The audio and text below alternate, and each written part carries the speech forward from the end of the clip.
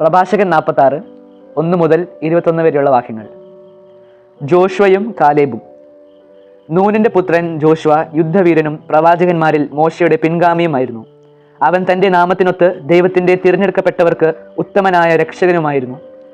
ഇസ്രായേലിനെ ആക്രമിച്ച ശത്രുക്കളോട് പ്രതികാരം ചെയ്ത് അവൻ അവരുടെ അവകാശം നേടിക്കൊടുത്തു.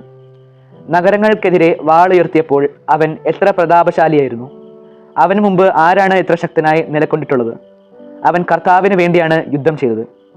അവൻ്റെ കരം സൂര്യനെ തടഞ്ഞു നിർത്തിയതല്ലേ? ഒരു ദിവസത്തിന് 2 ദിവസത്തെ ദൈർഘ്യമുണ്ടായതല്ലേ? ശത്രുക്കൾ ചുറ്റും വളഞ്ഞപ്പോൾ അവൻ ശക്തനായവനെ അത്യുന്നതനെ വിളിച്ചപേക്ഷിച്ചു. ഉന്നതനായ കർത്താവ് ശക്തമായ കന്മഴ അയച്ച് അവൻ ഉത്തരമരുളി. ആ ജനതയെ അവൻ യുദ്ധത്തിൽ കീഴടക്കി. ബത്ഹോറോൺ ഇറക്കത്തിൽ വെച്ച് അവൻ ശത്രുക്കളെ നശിപ്പിച്ചു. അങ്ങനെ ജനതകൾ അവൻ്റെ സേനാബലം കാണുകയും ദൈവസന്നിധിയിലാണ് അവൻ യുദ്ധം ചെയ്യുന്നതെന്ന് മനസ്സിലാക്കുകയും ചെയ്തു. ശക്തനായവനെ അവൻ പൂർണ്ണമായി പിൻചെന്നു. മോശയുടെ കാലത്ത് അവൻ ഒരു വിശ്വസ്ത കർമ്മം അനുഷ്ഠിച്ചു. യഫുന്നയുടെ പുത്രൻ കാലേബിനോടത്ത് സമൂഹത്തെ ഒന്നാകെ നേരിട്ട് ജനത്തെ പാപത്തിൽ നിന്ന് പിന്തിരിപ്പിക്കുകയും അവരുടെ ദുഷ്ടമായ പിറുപിറുപ്പ് നിർത്തുകയും ചെയ്തു. ജനത്തെ അവരുടെ അവകാശത്തിലേക്ക് കൊണ്ടുവരുന്നതിന് തേനും പാലും ഒഴുകുന്ന നാട്ടിൽ പ്രവേശിപ്പിക്കുന്നതിന് 6 ലക്ഷം യോദ്ധാക്കളിൽ ഇവർ 2 പേർ മാത്രം അവശേഷിച്ചുള്ളൂ.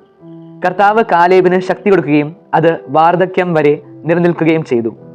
അവൻ മലമ്പ്രദേശം കൈയടക്കി മക്കൾക്ക് അവകാശമായി നൽകി. കർത്താവിനെ അനുഗമിക്കുന്നത് നല്ലതാണെന്ന് അങ്ങനെ എല്ലാ ഇസ്രായേൽക്കാരും മനസ്സിലാക്കി. ന്യായാധിപന്മാർ സാമുവേൽ. അവിശ്വസ്തത അറിയാത്ത ഹൃദയത്തോട് കൂടിയ കർത്താവിൽ നിന്ന് പിന്തിരിഞ്ഞ് പോകാത്ത അനേകം ന്യായാധിപന്മാരുണ്ട്. അവരുടെ സ്മരണ അനുഗ്രഹീതമായിരിക്കട്ടെ. ശവകൂടീരങ്ങളിൽ നിന്ന് അവരുടെ അസ്ഥികൾ നവജീവൻ പ്രാപിക്കട്ടെ. സംപൂജ്യരായ അവരുടെ നാമം പുത്രന്മാരിലൂടെ ജീവിക്കട്ടെ. കർത്താവിന് പ്രിയങ്കരനും അവിടുത്തെ പ്രവാചകനുമായ സാമുവേൽ രാജ്യം സ്ഥാപിക്കുകയും ജനത്തിന് അധികാരികളെ അഭിഷേചിക്കുകയും ചെയ്തു. കർത്താവിൻ്റെ നിയമം അനുസരിച്ച് അവൻ സമൂഹത്തിൽ ന്യായം നടത്തി. കർത്താവ് യാക്കോബിനെ സംരക്ഷിച്ചു. വിശ്വസ്തത നിമിത്തം അവൻ പ്രവാചകനാണെന്ന് തെളിഞ്ഞു.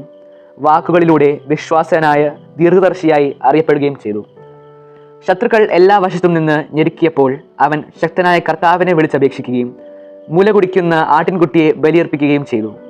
അപ്പോൾ കർത്താവ് ആകാശത്തിൽ ഇടിമുഴക്കി. അവിടുത്തെ ശബ്ദം ശക്തമായി മുഴങ്ങി. ടയറിലെ ജനതാക്കളെയും ഫിലിസ്ത്യ ഭരണാധികാരികളെയും അവിടുന്ന് നിർമ്മാർജ്ജനം ചെയ്തു. നിത്യനിദ്രയ്ക്ക് മുമ്പായി സാമുവേൽ കർത്താവിൻ്റെയും അവിടുത്തെ അഭിഷക്തൻ്റെയും മുമ്പിൽ ജനത്തെ സാക്ഷി നിർത്തി വിളിച്ചു പറഞ്ഞു, ഞാൻ ആരുടെയും സ്വത്ത് കയ്യേറിയിട്ടില്ല, ഒരു ജോഡി ചെരുപ്പ് പോലും എടുത്തിട്ടില്ല. ആരും അവനിൽ കുറ്റം ആരോപിച്ചില്ല. നിദ്ര പ്രാപിച്ചതിന് ശേഷം പോലും അവൻ പ്രവചിച്ചു. രാജാവിനെ അവൻ്റെ മരണം മുൻകൂട്ടി അറിയിച്ചു. ജനത്തിൻ്റെ ദുഷ്ടത മായ്ച്ചു കളയാൻ മണ്ണിൽ നിന്ന് അവൻ